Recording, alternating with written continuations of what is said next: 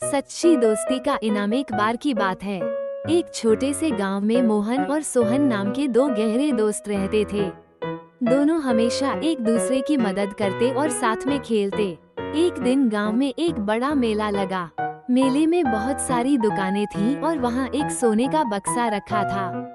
बक्से पर लिखा था, ये बक्सा उसी का होगा जो सच्ची दोस्ती का परिचय देगा।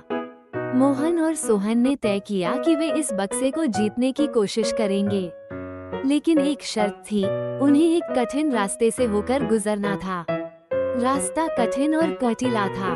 मोहन ने सोहन से कहा, अगर हम एक दूसरे का साथ देंगे तो हम जरूर सफल होंगे।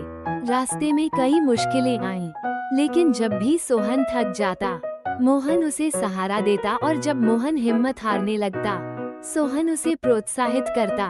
दोनों एक दूसरे के साथ मिलकर अंत में उस सोने के